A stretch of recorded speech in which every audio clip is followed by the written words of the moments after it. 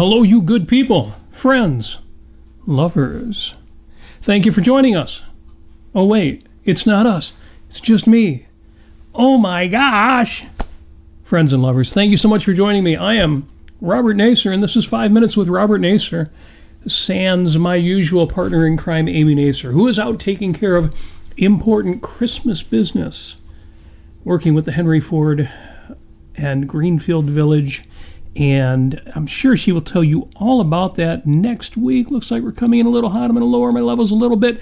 I'm not usually in front of the Bluebird condenser microphones, so got to bring those levels down a little bit to make things right. Let me bring up my chat comments here. If you are not already in the chat, please say hi.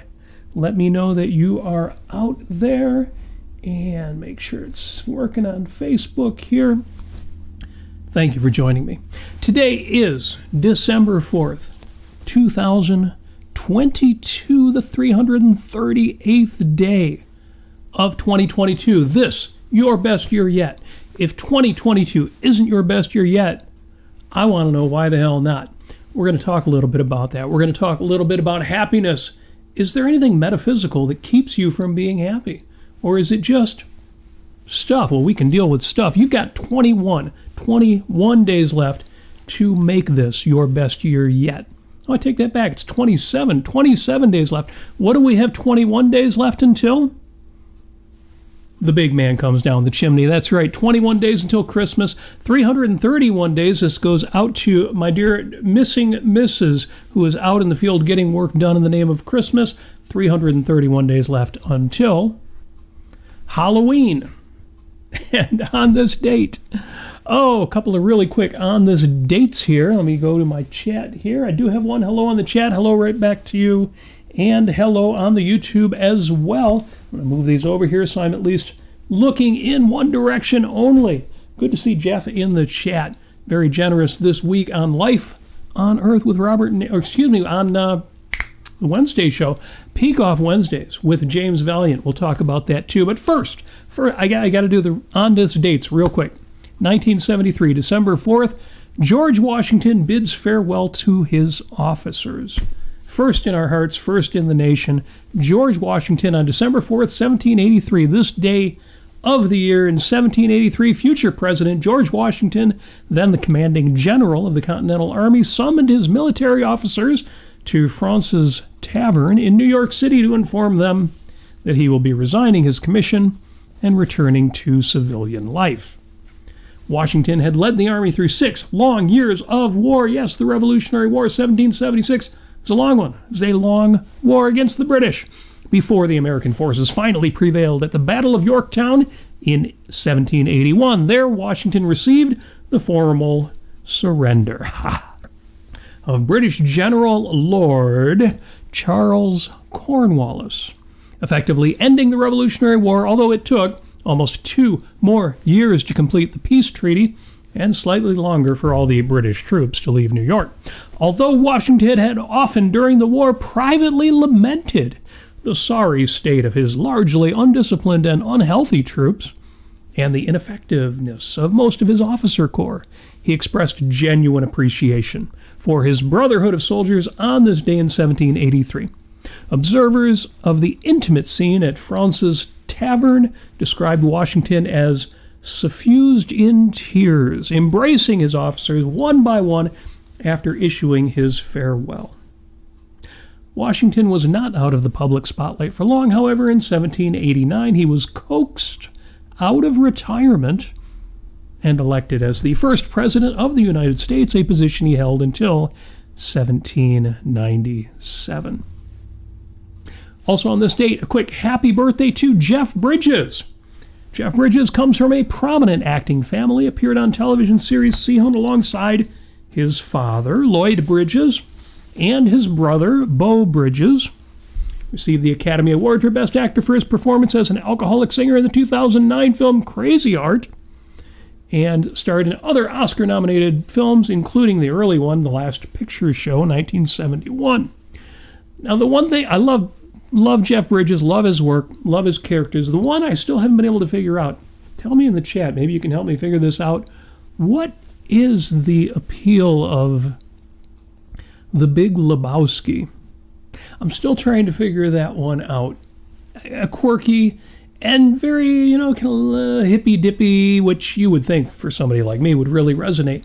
I still haven't figured that one out, but whatever. Happy birthday to Jeff Bridges. Also, a quick happy birthday to Marisa Tomei, another star of another film I still haven't quite figured out, My Cousin Vinny. I have been told by every single objectivist I've ever met, and yes, that's an exaggeration, that I need to see the film My Cousin Vinny. Finally saw it, and I'm like, I don't know, it's kind of good. And you like the Marisa Tomei character, very feisty.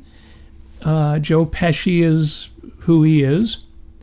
I don't know, still figuring that one out too. I guess I need to watch the film a second time. The interesting thing about Marisa Tomei and My Cousin Vinny is that she actually won the Academy Award. She won an Oscar as Best Supporting Actress for her role of Mona Lisa Vito in that film, prevailing over Miranda Richardson, Joan Plowright, Vanessa Redgrave, and Judy Davis. So maybe I'm just wrong about all of that in not quite getting it. But either way, a happy 58th birthday to Marisa Tomei, still going strong. Finally, it's National Cookie Day. And I don't have any cookies today. That's so bad. If you have cookies, eat one in my honor and tell me about it in the chat. And I do see Jim is in the chat. Petya is in there.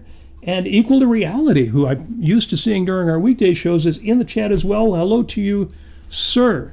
And Jeff Bannister says, loved Crazy Heart. Haven't seen it yet. Guess I need to watch that since that was reviewed so well and won him an Oscar.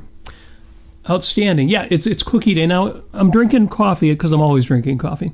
And I've got my Café du Monde coffee mug. Those of you who love New Orleans as much as I do, maybe even more. Maybe not possible, but you know what we're talking about here. We're talking chicory coffee with beignets, or beige nets if you don't know how to pronounce that.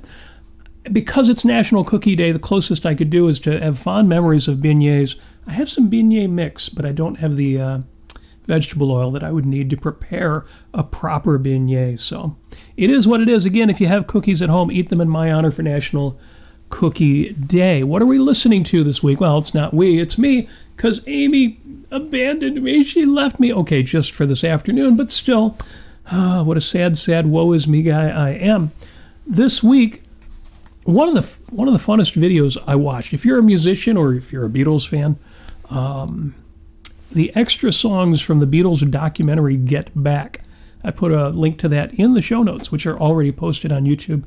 I posted them on Facebook too, but Facebook's been wonky lately. If they don't show up in the Facebook description for this video, look at the one on YouTube and I'll fix that later, if Facebook lets me. But yeah, the extra songs from the Beatles Get Back. Now, if you haven't watched the film Get Back, 3-part miniseries, you need to see that, especially if you love the Beatles, and especially if you have a sense that the last days of the Beatles were very sad, which is the impression you would have if you have ever seen the film Let It Be, about the making of the film, the making of the album Let It Be. It's just sad, tragic, shows you all sorts of indications about why the band broke up. They seem like a band that's breaking up. And happily, Peter Jackson, the man behind Lord of the Rings, got permission and got all the footage from the original Let It Be sessions and made a proper movie out of it and applied all sorts of modern technology, digital technology, made the film look much better than it actually looked. Great Get Back documentary. But one of the most interesting things about the documentary for me, as a musician or just as a fan of the Beatles, as a fan of rock and roll, is watching these 4 guys sit around and write this album. They have a month to write an album and do a public performance of it. And they're just amazing musicians. The Beatles were amazing musicians. They knew music inside out, which is interesting because none of them were into music theory. They couldn't read sheet music, at least not at performance level. And yet, all of this music, there's something like 60 or 70 extra songs as the video presenter, she presents it. if you have any interest in this stuff, it's just so much fun to watch her say, oh yeah, here they played a snippet of this, here they played a little bit of that, somehow they knew this tune from 1910, they knew this other thing here, this is what relates to that, anyway, too much fun. Under What Are We Listening To? Also, if you didn't hear it already, you should have heard my Thursday show on Grace. If I must say so myself, I think it was pretty good. Life on Earth with Robert Nasir, episode 73. How is it that I have done 139 episodes of this show and 73 of that? That's crazy. What is that? 202 episodes, and that's not even counting the dozens of unnumbered episodes that we've done. I also left in the What Are We Listening To section in the show notes A Christmas Carol from 1984. If you haven't seen George C. Scott in A Christmas Carol, well, there's your reminder, your nudge, your tap on the shoulder to make that happen. And then lastly, yes, that episode on which Jeff was so very generous to the Ayn Rand Center UK, we did an episode, James Valliant and I, called What is an Objectivist? Now that one's interesting because, well, by itself it was interesting, but next week we will be continuing that discussion and wrapping it up with related questions.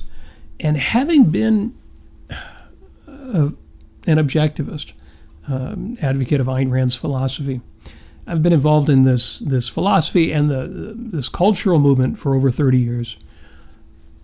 It's interesting to see what's happened over the last 10 years, and we will be talking about that next week. So do watch that last episode. Definitely watch the one coming up this coming Wednesday. It's going to be good. What else is up? What else is going on? Wait, let me take a look at the chat here. Make sure that, oh my God, Equal to Reality says, unpopular opinion, the Beatles are not that good. Never fighting words. But the interesting thing, Equal to Reality, I happen to know that this is a person not in the United States, but in the United States, unlike, for example, the UK, which has nothing like this, we actually have something called the freedom of speech, the First Amendment, and the right to free speech shall not be abridged. And at least around here, that means you've got the right to be wrong, and I respect that. I would say to anybody who doesn't appreciate the Beatles, who doesn't enjoy the Beatles, more power to you. The idea, though, that they weren't that good, for example, I'm only a middling Rolling Stones fan, but I can acknowledge they were incredibly good. When they were good, there was nobody better. And they weren't always that good. They were very mixed, and they had ups and they had downs. But there are bands I don't like who I know were very good. I guess the most obvious example of that is King Crimson, because my favorite band is Yes. A lot of people say, oh, well, then you must love King Crimson. No, I acknowledge that Robert Fripp is a fripping genius. Can't listen to the music at all. But that's okay. I'll let that slide because it's that kind of day. And yeah, Jim says, yes, Facebook has been very wonky lately, at least it has been for me. You would swear Elon Musk had taken it over the way that it's been up and down and acting very, very strange. So what's up? Chat GPT. Chat GPT, if you haven't heard already, is somebody's latest implementation, the OpenAI group, latest implementation of artificial intelligence, a generative, pre-trained transformer. I don't know if anybody else out there was wondering, what the hell does GPT actually stand for? But yes, it is the chat generative pre-trained transformer system. And you can go on this, and they've had these forever. There have been these things forever since the original ELIZA, where you could go onto a command line and type a query and you get an answer. I think most recently the big one was Wolfram Alpha, which was like Google, except it could handle a lot more and a lot better questions and focused on scientific and technical information, but gave you kind of mind-blowing answers if you asked questions it was good at. Well, this latest one, ChatGPT, is pretty damn good at all sorts of things. In fact, it's really good at philosophy.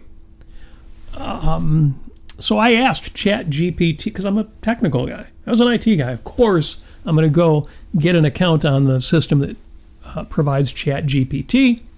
And I said, well, ChatGPT, since my wife is abandoning me for tonight's podcast, since she's going to work a holiday event and leaving me all alone, and I was going to just cancel and say, okay, we can't do an episode tonight, but she said, Amy Nasir said, no, you should go ahead and do it. It'll be great. You can talk about whatever you like, and people will be in the chat, and it'll be great. And okay, I didn't actually say all of that to ChatGPT. What I really said to ChatGPT was, what would be a compelling topic in philosophy to discuss during a podcast? This is a computer. This is an artificial intelligence system.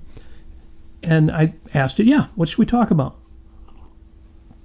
And this ChatGPT, this chatbot, said, a compelling topic in philosophy to discuss during a podcast could be the topic of free will. This topic has been debated for centuries and is still widely discussed today. It involves questions about whether or not humans have the ability to make choices independently of external influences. And if so, how much control do we have over our decisions? It also explores ideas about determinism and the implications of our decisions. Exploring this topic in a podcast would be a great way to engage an audience in philosophical discourse. Said the freaking computer. That's not bad. And I've read a lot of folks' other answers where people will try these really, really esoteric questions, or questions that are still under debate. For example, I asked ChatGPT, does free will exist? And the reply I got was, well, this is a difficult, it didn't say well, excuse me. Let me read that again. This is a difficult question to answer definitively, as it is not something that has been conclusively proven either way. The debate over free will has been going on for centuries, and there are arguments on both sides. Some believe that free will exists and that humans are capable of making conscious decisions that are independent of any external influences, while others argue that our behavior is determined by biological, psychological, and environmental factors, and that free will is an illusion. Ultimately, the answer to this question will depend on one's own personal beliefs. Not that I would agree 100% with that answer, but damn. I mean, really? ChatGPT? So Yaron earlier today did a show in which he included his impressions of ChatGPT and what that meant. And I think his conclusion was this is going to be great. Because what this means for computing power, not explicitly, CPUs and RAM, but what computers are going to be able to do. And he gave the example, for example, that artificial intelligence is already being used in analyzing CAT scans.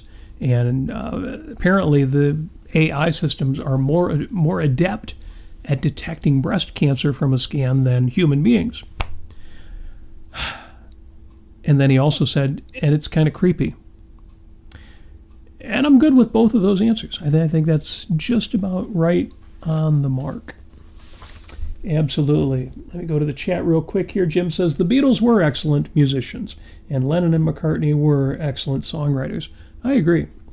Incidentally, my fandom of the Beatles has waxed and waned throughout my lifetime.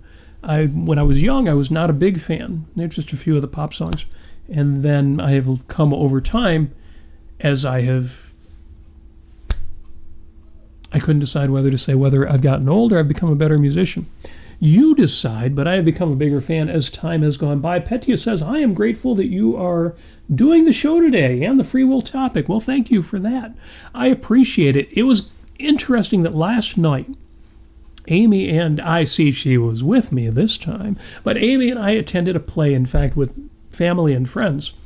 And starring in the play was, well, a good friend, member of Great Lakes Objectivists, as well. His bride, his wife, was choreographer and costumer and in the play. And the play was White Christmas.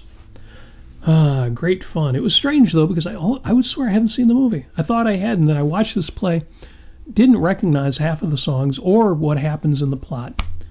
Maybe I didn't stay awake through it. Irrelevant, because Mark Coldren is better than Bing Crosby anyway. So, great play, great to see it. But attending a play like that with family and friends, and of course, Objectivists, that topic of free will did come up. And I had mentioned, it's interesting, I put a post out on the socials talking about, free will is a difficult topic.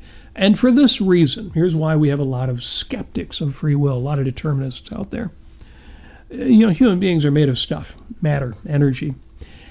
And other than us, other than the stuff we're made out of, when we look out in the world, all of the matter and all of the energy, all of the different kinds of basic elements, the various quarks and leptons, and of course the atomic level particles, and the molecules that the atoms group into, and the substances that the molecules group into, and everything that we see in the world, the tiniest things and the biggest stars and galaxies, all follow mechanistic determinism. They're all billiard balls, or bowling balls if that's a sport you enjoy more.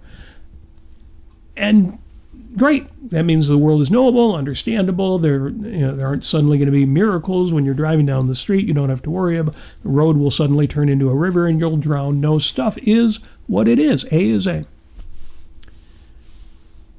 And presumably, as best we can tell, this has always been so and always will be so. We can roll back the clock.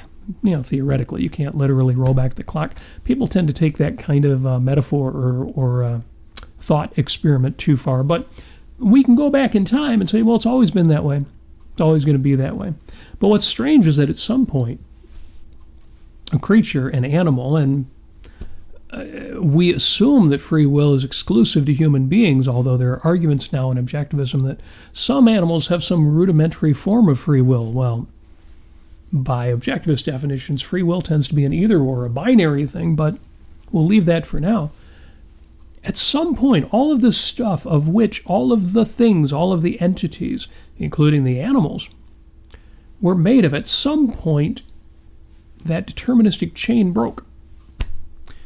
And somehow the stuff that I'm made of, the elements, the molecules, the substances, all of the organs, all of the stuff that I am made of, somehow a whole new way of being, a break in that deterministic bowling ball chain enters the equation. So how can it be that I'm made of the same stuff as everything else? And we don't look at everything else and say, well, it's not very complicated, that's why it doesn't have free will. No, it's the stuff that it's made of is what it is. It does what it does. It can't break that causal chain, but somehow we can.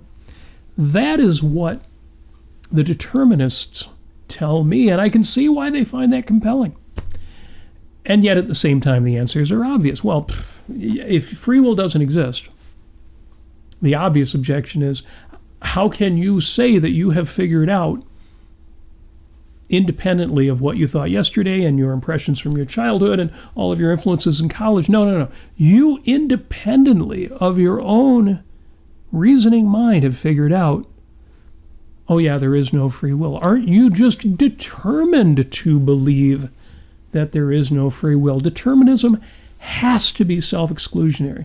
Determinism, even the argument for determinism, has to rely on the notion that I can freely look out in the world and determine the way things are.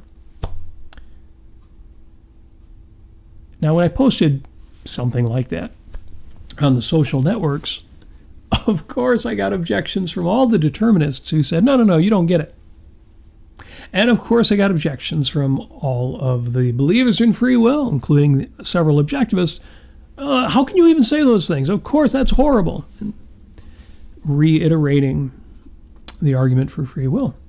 My only point is, this ain't easy. It's not easy stuff. And if you want to enter this fray, you gotta be willing to enter it on that level. Sam in the chat says, hi all, I miss Amy. I miss her too. If I could have her here, I would. I think I said on one of the social networks where I advertise the show, you can skip this one. It's just going to be me having a little bit of fun with the On This Day, a little bit with the Chat GPT, but mostly just looking in the chat here. Jim Ashley, for example, the writer and author, says in the chat, A computer suggested that? Well, I guess not all computers are the same. I think HAL 9000 would have suggested something else, like how to replace a component that is only accessible from outside the ship. It'll be easier for him to lock you out. We all know HAL 9000, of course, from 2001, A Space Odyssey. Some of you might not know, where do the letters HAL come from, H-A-L? Well, of course, it stands for something, but not unironically, it also uses my favorite code. If I ever write something to you in code, trust me, it's the easiest code in the world, because what I always do when I write things in code in a cryptogram is, what would be the easiest code to decode? Easy, for every letter, take whatever the letter before it in the alphabet is. It would be easier to encode if you took the letter afterwards, but then it would be harder to decode. So if you want to make the easiest possible code to decode, take whatever the previous letter is in the alphabet, and then when whoever reads it just looks at, that, whatever the next letter is after that, whatever the next letter is after that, whatever the next letter is after that. Well, of course, HAL 9000, take the next letter after HAL, and you get IBM. Well, a little dig at IBM there from Stanley Kubrick, but there you go. And thank you for that comment, Jim. Let me take another look in the other chat, the YouTube chat here. And Jeff Bannister says, I am allowed to say, well, yes, sucks. But I wouldn't do that in your house. Oops, maybe I just did. No, that's why I say I have enormous tolerance for people who are wrong in their musical opinions. Because I'm a fan of Yes. And Yes is one of those bands a lot of people don't get right away. You can't appreciate right away. It's kind of like the first time I listened to Rachmaninoff's Second Piano Concerto. And I thought, what is this guy so depressed about? I mean, there's a bit of triumph at the end, but it's so freaking depressing.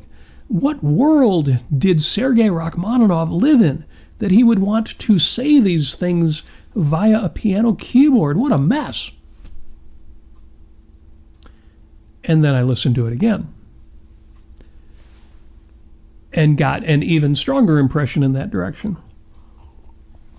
It took several listens before I realized what was going on there, and several more listens before I could really, really enjoy it, before I could feel a real passion for it, before it could become one of my favorite pieces in orchestral music. And Yes is like that. John Anderson's voice takes some getting used to, kind of like trying to get used to listening to Rush. Now, I know the Rush fans out there are saying, what do you mean listening to Rush? That's because you don't remember. Trust me, you don't remember the first time you heard Geddy Lee's voice and thought, whoa, what? No, you're used to it. Now you know Geddy Lee is a hero. He's a giant. But the first time you hear Yes and you hear John Anderson, what is this, like somebody from the fairyland or something? What is that high voice and all the light and fluffy lyrics? And what is he even talking about? Half of it doesn't make any literal sense. I get it. So you can say Yes sucks. You'd be wrong, but you can say that. That is true. And Equal to Reality says, I have not seen the last two YBSs. Neither have I. I heard the first part of the one from today where he discussed ChatGPT because I knew I wanted to mention that, but no, I'm running late on that too. I need to catch up. And Lisa Carnahan says, I enjoy the Beatles, but I listen more sometimes than others. I like their catchy pop songs. That's the way I was for years, and that's cool. That's awesome. Jeff asked, do you think non-musicians have the judgment to evaluate music? Absolutely yes. And he goes on, voices and lyrics hold a higher value to me. That's an interesting one to me because I know people who say, I don't care about the words, all I care about is the music. And I know people who say, I don't care much about the music if the lyrics suck. And Jeff goes on to say, well, that's why I don't prefer classical music. I don't understand it. It's interesting to mention YBS and then classical music because Yaron would say, well, then you need to listen to more classical music.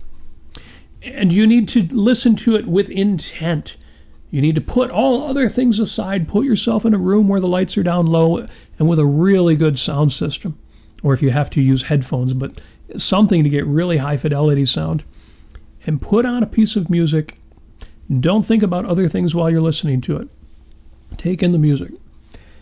But I'll tell you what, I was not a classical music fan or orchestral music fan when I was younger either. And I got a bit of that in college, took music courses in college, but it really took a while. It took a while before I could really appreciate it. I even, like a lot of us, I started off with the light stuff, the easy stuff, Mozart or Beethoven's Fifth Symphony, easy stuff, Tchaikovsky, Nutcracker Suite, just very accessible, practically pop songs of the classical and romantic eras. So I totally get that. Robin asks, do you like Muse, the band? No, but I'm glad you mentioned it because it's on my to-do list to look into them. There are certain bands where, again, people say if you're a Yes fan, you've got to listen to Muse, you've got to listen to Radiohead, you've got to listen to contemporary progressive, usually progressive metal, but progressive music. And so I need to give Muse a shot, I really do. The trouble is a lot of prog rock, a lot of progressive rock to me sounds very dark. It's almost entirely minor keys. It's almost entirely lyrics that complain about something going on, but without offering any glimmer of hope or something more positive on the other end. And that's just not my interest. I get it. You listen to something like Spock's Beard or Transatlantic, and it's, these musicians are 1,000 times better than I'll ever be, but so freaking dark that I'm like, you've heard me say before, or maybe you haven't, but I will have said it before and I will say it again. It's okay if art takes you to very dark places, as long as it doesn't leave you there. And that's my philosophy on music. It's okay if music takes you to very dark places, as long as it brings you back out again. It's not enough for me to have the cathartic experience of, other people get how badly the world sucks. Because A, it's not true that the world sucks, and B, I don't want to be left in that place. But I get it. I get why that works for certain people. It's also why my workout playlist, my exercise playlist, doesn't have any metal music in it. Because even though it's very high energy, I can get all of that I need from listening to, Boston's first album, or anything by Yes, or Rush. So there we go. Sorry, Jeff Bannister says, everyone loves Porcupine Tree. Jeff, I actually have seen Porcupine Tree live, and there's an example of extremely talented musicians. I shouldn't say talented because that implies a natural in talent. Just great musicians. Those guys are really, really good, and I can't listen to it. It just, I hear what they do, and I think, why? You've got all this talent. You could be producing music of passion and triumph and joy and life on earth, and instead it just sounds like you're in your parents' basement convinced that the world's going to end tomorrow. And I know that's an exaggeration. I shouldn't put it that way, but just to share my state of mind. Jeff goes on to say, I only tried once, didn't care for it. Yeah, I didn't go to see them live. They were warming up for Yes, as I recall. So again, great musicians. Nobody can question that. Equal to Reality says, I need to clarify. I do not like the Beatles, and I think they are overrated, but they are talented musicians, and their songs are technically quite good. I think it's more than that, but that's very, very wise of you to make that distinction. And it is absolutely okay if you don't like the Beatles. Again, there are bands out there that are brilliant that I don't like. There are bands out there that are brilliant and that I actually have held a grudge against just because of their personalities. As I've gotten older, I've gotten over a lot of that. But context is everything. Stuff matters. And unsigned 32-bit individual says, hi, Robert, just got here. Hi there. Well, as you can see, solo episode. It's just me. And we're talking in the chat. We're just chatting. And Jim is in the chat on the Facebook side, says, free will to me is the ability to focus one's mind on a single thought, an idea. Now, that's interesting. Jim, I'm inclined to agree with you, but there's a debate there. The idea that free will is focus, and focus is not any particular content, but the precondition of content. And I think you're actually right. I think Lee Pearson would agree with you that the idea that you can focus without focusing on something is a contradiction. So I actually like the way that you're thinking about it, and it jibes with my best understanding as well. And Jim goes on to say, I love Rachmaninoff's Second Piano Concerto. It's the most beautiful and uplifting musical work I've ever heard. I think I'm at an advantage over some people, though, because my father was a violinist. Oh, in a local symphony orchestra, and introduced me to a variety of classical works when I was a kid. I'm very grateful to him for that. Well, that must have been great. I wish I had grown up in a musical household. Unfortunately, I picked up a cheap guitar in my teenage years and played it at the level it deserved, which was not great. But yes, I wish I had had classical music around me, even without the training, just for the exposure. I remember early orchestral music. My first exposures would have been in grade school. You might remember a lot of them would play during some music appreciation hour out of a course. Some simplified, something that kids could get. I'm trying to think what the obvious one was there. I was going to say Peter and the Dragon, but I'm getting that wrong. Somebody will remind me in the chat. What were the kids' classical music pieces that we all got as kids? I know I got a few of them. And that did start me out. Jeff Bannister says, anything Neil Young or Bruce Springsteen gets turned off by me. There are a half dozen songs in the catalog of each of those musicians that are on my top favorites list, and then almost nothing else that I ever listen to. So I'm like that with some musicians, and those two definitely are, because there are songs, and Amy and I have talked about this. We did an episode on Tears of Splendor. The experiences that put a tear in your eye, the kinds of books you read, the movies that you watch, and in this case, music you listen to, that will put a tear in your eye, that will get you choked up, that will attach to values you hold, and often memories out of your youth. And we know there's a psychological component that will get you choked up in a good way, that will connect you with your own highest values. Even though it can be painful, it's also empowering. And the funny thing is, I'm no Bruce Springsteen fan, but the song Rosalita, Come Out Tonight, gets me. I can cry by the end of that song. Turn it up loud and let me really get into it. So, yeah, not a big Bruce Springsteen fan, not a big Neil Young fan, but a few of their songs I will get down on my knees and worship. Totally. And we've now got a chat going on in the chat between people about music. Outstanding on that. Yeah, if you don't have a list of a few things that get you choked up, I said before, it's hard for me to even recite the final line in the film Pretty Woman without getting choked up. What do you mean Pretty Woman? That was a Gary Marshall. It was a comedy film. It's Richard Gere and Julia Roberts and Hooker with a Heart of Gold. Seriously? But it's one of my top favorite movies. And the last line in the film gets me just thinking about it.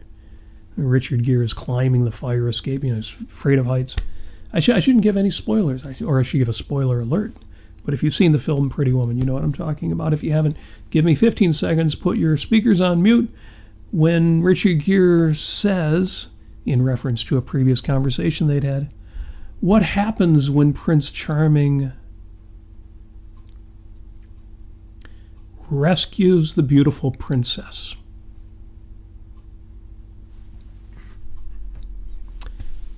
And Julia Roberts answers, she rescues him right back. So obviously, in my case, that connects to things, but I couldn't even tell you explicitly what they are. I suppose a good head shrinker, a good psychologist or psychiatrist would be able to tell me what that is.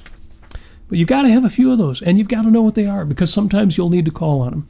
Sometimes you will need to say, my life has gotten a little dry, or I've gotten a little cynical, or I feel a little bit alienated from my own greatest passions.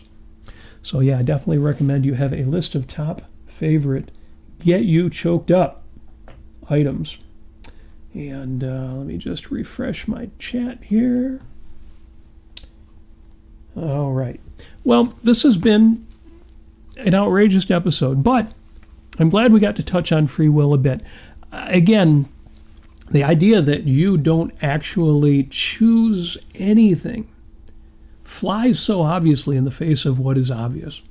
It's self-evident. And the idea that, well, sure, it's self-evident, but it's an illusion has to be self-exclusionary. It's all an illusion, except my observation that it's all an illusion.